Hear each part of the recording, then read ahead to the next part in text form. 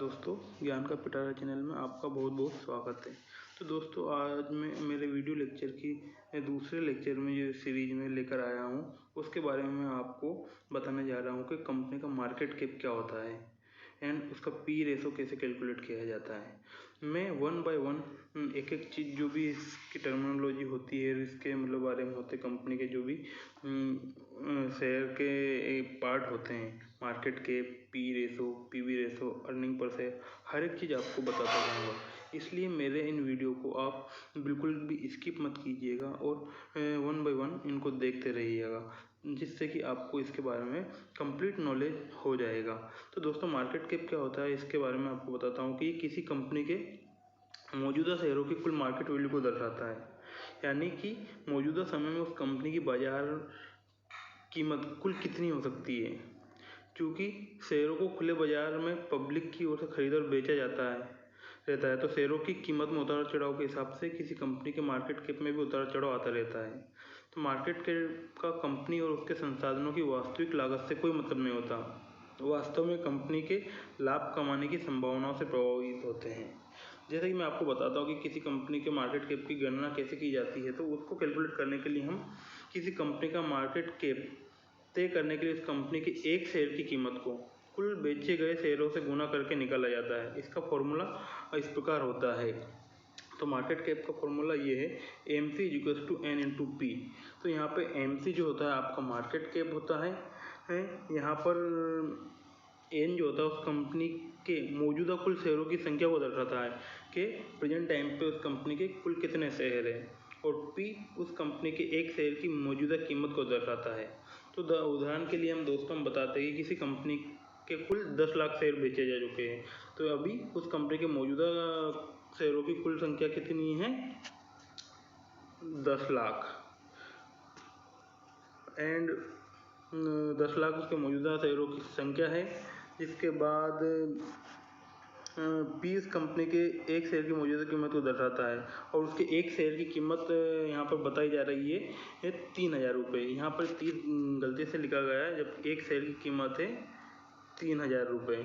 तो दोस्तों, जब हम 10 लाख को 3,000 से हम डिवाइड करते हैं तो ये बनता है 300 करोड़। तो इससे यहाँ पर ये समझ में आता है कि उस कंपनी का मार्केट कैप 300 करोड़ रुपए है। मैं आपको एक प्रैक्टिकल एग्जाम्पल से भी आपको समझाता हूँ, किस कंपनी के शेयर को लेके दिखाता हूँ कि उसका मार्केट कैप कितना है, उससे आपको अच्छे से समझ में आएगा।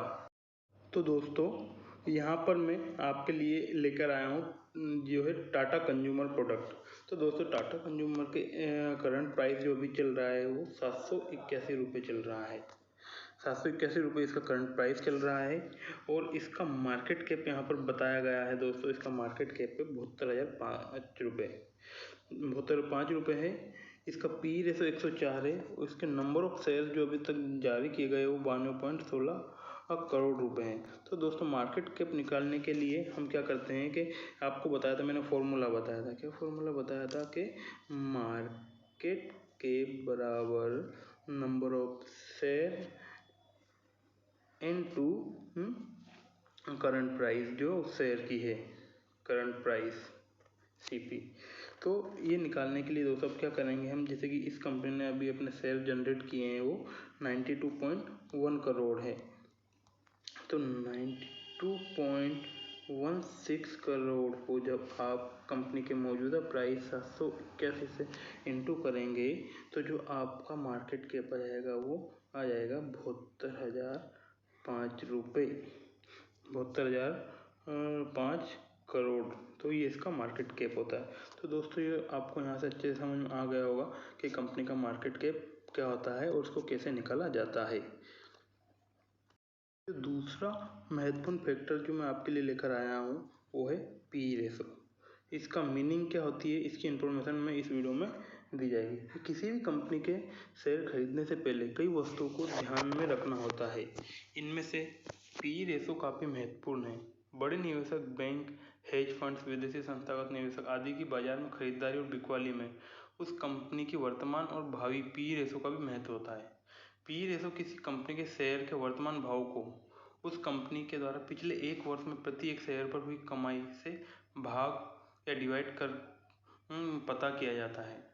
तो उस कंपनी से 1 रुपया कमाने के लिए आपको कितने रुपए निवेश करना पड़ेगा, आइए इसको उदाहरण से समझते हैं। तो दोस्तों इसको उदाहरण से बिल्कुल समझाऊंगा तो आपको ये बिल्कुल अच्छे से समझ में आएगा। मान लीजिए कि किसी एक कंपनी का शेयर अभी कितने रुपए का है, 250 रुपये का है। एक कंपनी का शेयर अभी 250 रुपये का है और पिछले 1 साल में उस कंपनी ने एक शेयर पर 20 रुपये की कमाई की है।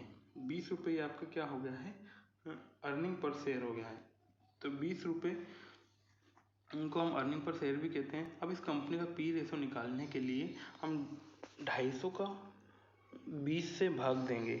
जब हम इसको 250 को हम 20 से भाग देंगे तो ये आपका कितना आ जाएगा, 12.5 आ जाएगा। इसका अर्थ है कि आपको 1 रुपया कमाने के लिए उस कंपनी में 12.5 रुपये निवेश करने होंगे, या हर 12.5 रुपये के निवेश पर आपको 1 रुपये का लाभ होने की संभावना है। अगर किसी कंपनी के शेयर का पी रेशो ज़्यादा है तो इसका अर्थ है कि या तो अन्य निवेशक उस कंपनी से भविष्य में अच्छा प्रदर्शन करने की उम्मीद कर रहे हैं, या फिर उस कंपनी के शेयर ज़रूरत से ज़्यादा ऊंचे दाम पर चल रहे हैं। इस प्रकार अगर किसी कंपनी के शेयर का पी रेशो काफ़ी कम है तो इसका अर्थ है कि या तो उस कंपनी से भविष्य में खराब प्रदर्शन की उम्मीद कर रहे हैं, या फिर कंपनी के शेयर ज़रूरत से कम दाम पर चल रहे हैं। तो दोस्तों जो कंपनियां घाटे में चल रही होती है, अक्सर आपने देखा होगा उनका पी रेशो नॉट अवेलेबल या नॉट एप्लीकेबल लिखा जाता है।